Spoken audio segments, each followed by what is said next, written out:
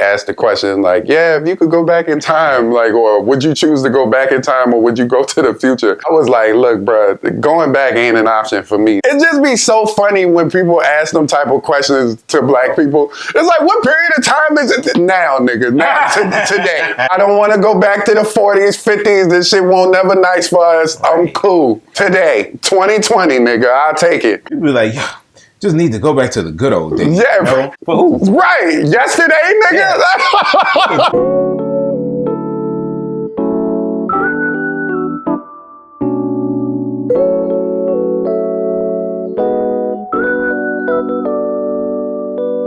Hello world, welcome back to Cinecism. I'm Eric. It's your boy Dante, man, and today we're going to be doing a review on the Netflix original series, Umbrella Academy Season 2. Season 1, we saw the Hargraves family get caught up in a end of the world disaster caused by Vanya. Number 5 had to hurry up and get them transported out of harm's way so they didn't get completely and utterly destroyed. Like the rest of us. Season 2 stars off the Umbrella Academy team stranded in the 60s. Each one of them landed in a different year of the 60s. Yeah, like back to back. Yeah. They've all kind of been there at various different times, and they're separated, of course, because they haven't seen each other or are aware of each other, and because they're in different time periods, they all kind of assume that the others didn't make it. Having said that, they all kind of just started their own lives. The show kind of starts off with us seeing what everybody's been up to. They think that all hope is lost and they're never going to see each other again. Yeah. So first you got Klaus, the most eccentric one of the family. He's really made a life for himself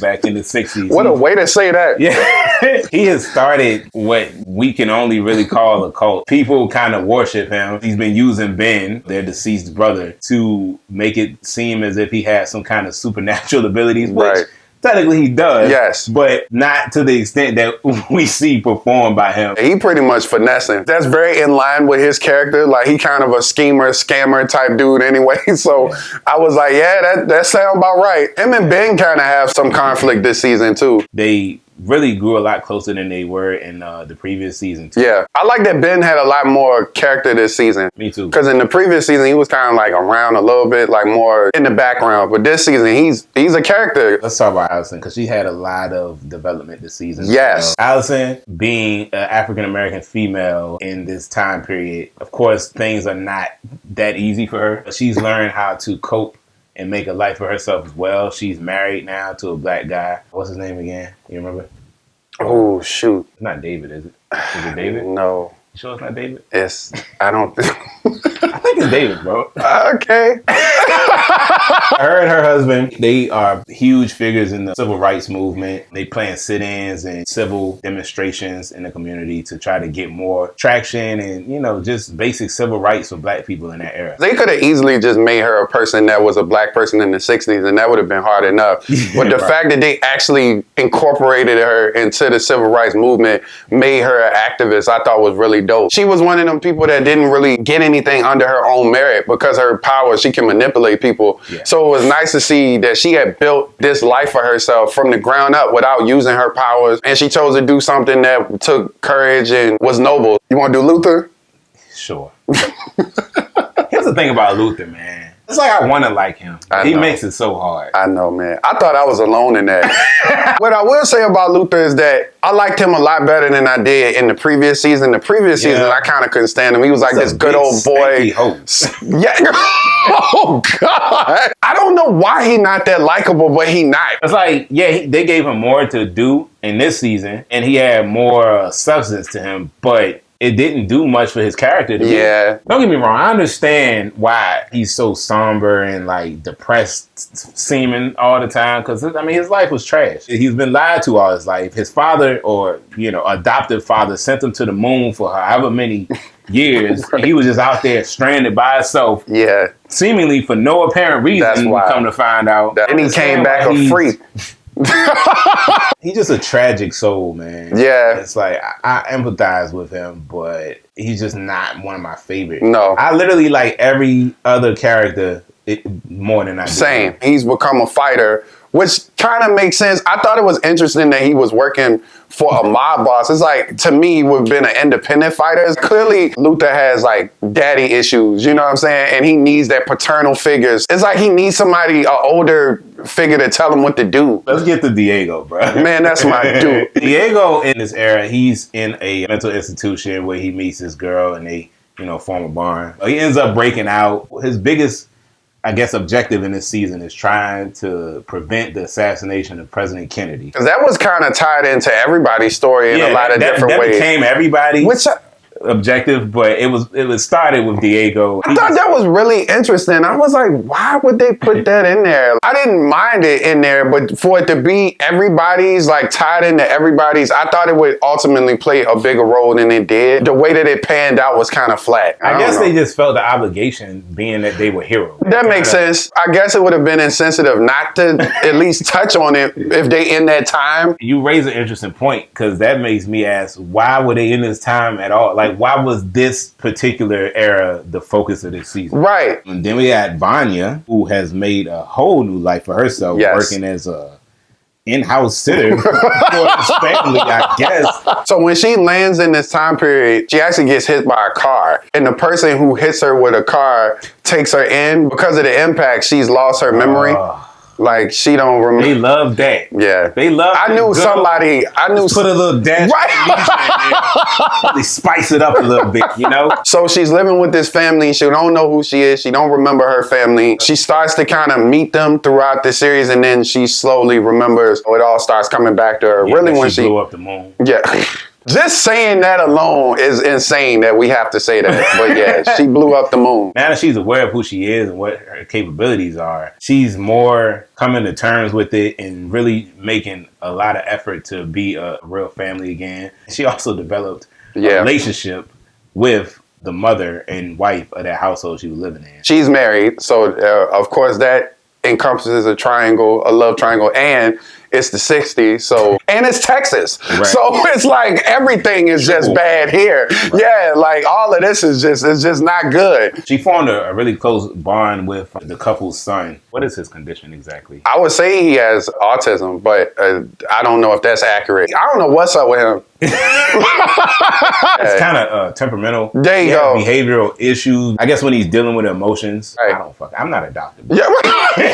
Who else we got? We got 5. Let's talk about number 5. Yeah. It's a little crazy. Oh my God. His role this season was, he's the one that transported everybody to safety. He's a very interesting character. He's not likable, but you like him. He's also the driving force to get everybody together this season. Yeah, that's kind of what he's been working on this whole season. Right. To figure out a way to get everybody home. And also avoid the apocalypse again. Right. He kind of all over the place this season trying his older self, kind of, but not really older than him. That shit was funny. Anybody but him need to meet his older self, because his personality, man. He don't be having time for He aggy as fuck, man. Like, he ain't got no patience. So I was like, damn, anybody but him. Man, that kid does a really good job of convincing me. That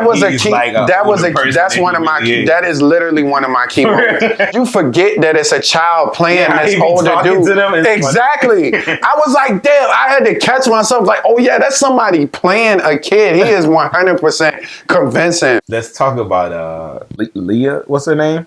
Oh, Lila. Lila, yeah. Mm-hmm. Her crazy ass. Right. So Lila, new characters this season that Diego meets while he's in the mental institution. First, he thinks she's just another patient in there with him. After they break out of the institution, he soon discovers, well, not soon, it takes a little while for him to figure out who she actually works for. Yeah. And she turns out to be the adoptive daughter of the head of the commission. Her name is the Handler. What's her name, though? It said the Handler. On IMDb, it said the Handler. She has a unique ability, too. She has the ability to mimic other people's abilities. It's an insane ability to have, especially when you're dealing with these people. Allison almost died again, bro. That was about to break my heart. But I knew she wasn't going to go out like that. She stayed catching it. She the only person that doesn't have like a physical ability. That's true. She can be whooping ass, though. She be throwing them bows. She do. Yeah, Lila's ability, that's going to be problematic. Well, Depending on which way the pendulum swing, that could be a problem for somebody. It's going to be a problem for somebody. Maybe she's going to be like an anti-hero or something. That's what I'm thinking. I like her this season. She's a fun person.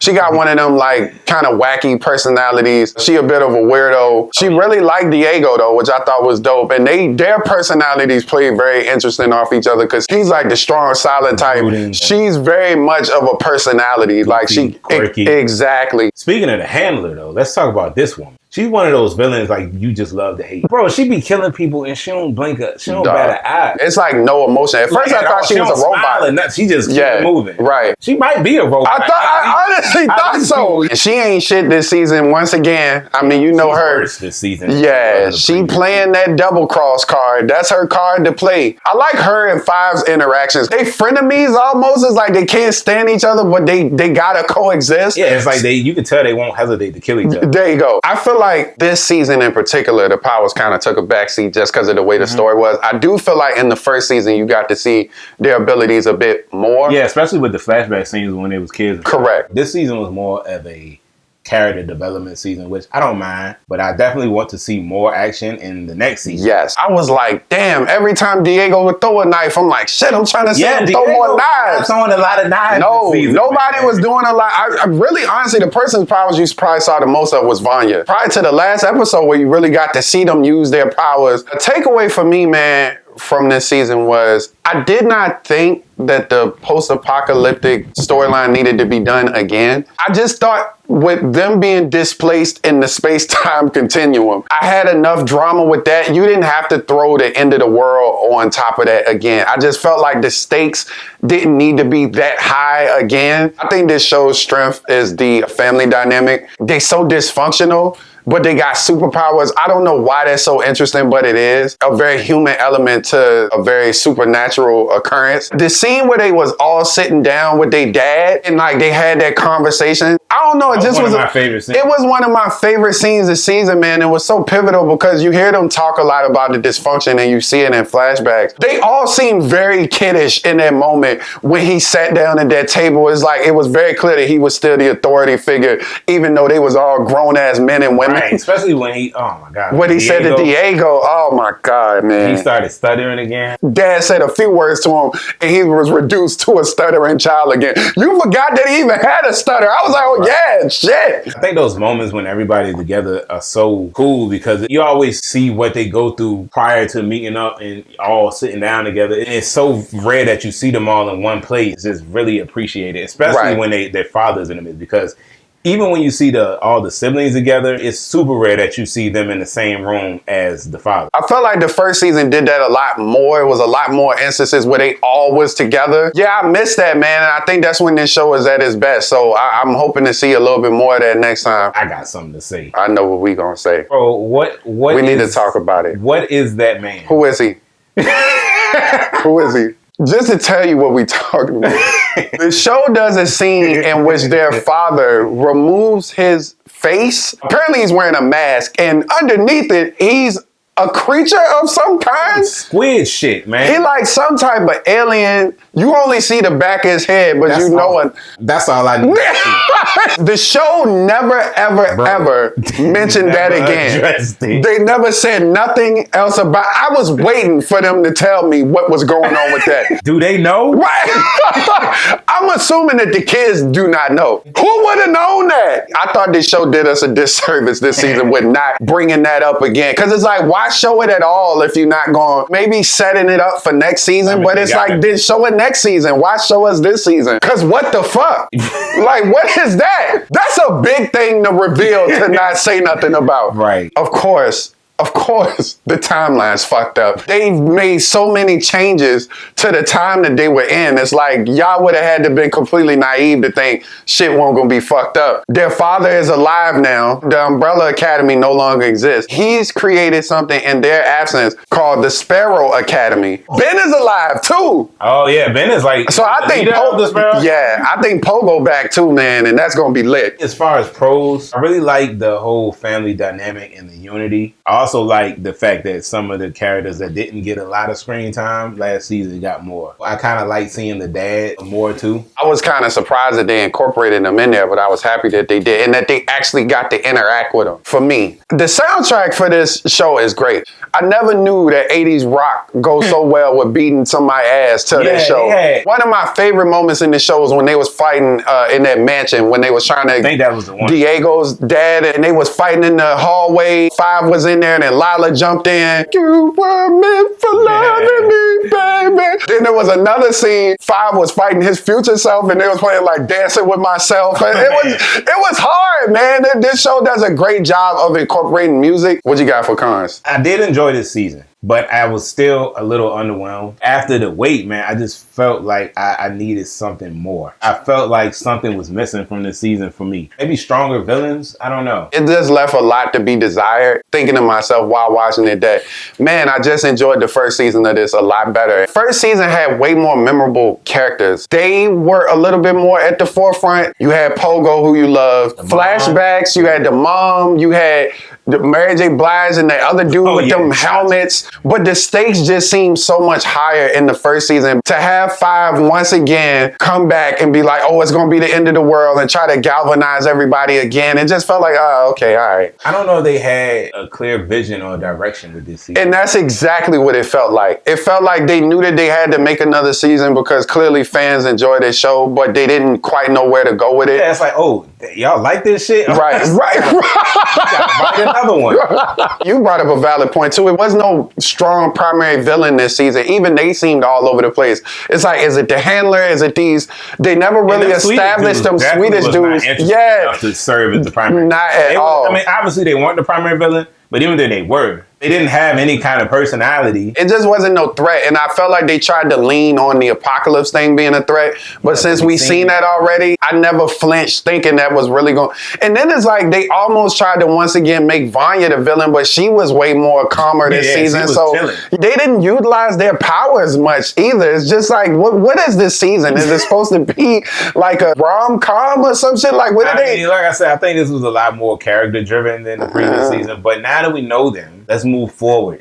Let's fuck people up now. Yeah, please. I definitely was a little disappointed. If I'm gonna be real honest with you, I was. Not to say it was a bad season, but it was a mediocre season. Mediocre is a great word. It's concerning because this is season 2. Usually you don't get a mediocre season to like 4 seasons in. This season 2 and y'all already struggling to come up with ideas. So, you know. Overall, the season was okay. There was some things I liked. Probably more things that I was not a fan in this season, unfortunately. I like the characters. I was still somewhat engaged. I'm going to give Umbrella Academy Season 2 a 7 out of 10. I enjoyed this show.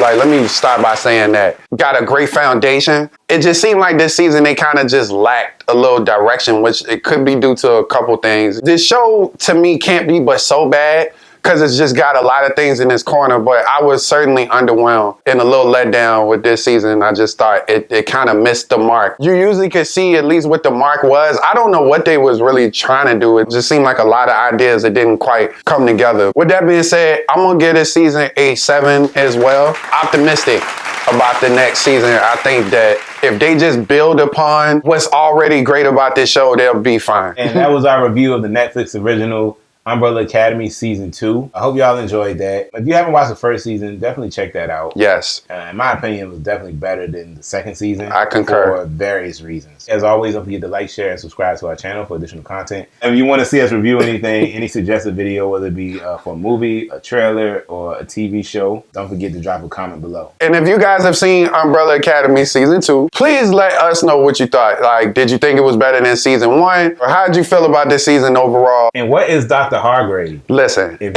you know that, tell us what it is. Put that below. I need to know. And just Google the shit. Yeah, that's true. But I want y'all to tell us. I want somebody to say it. He's a freak. Thank y'all for tuning in. Peace. We appreciate y'all. Peace.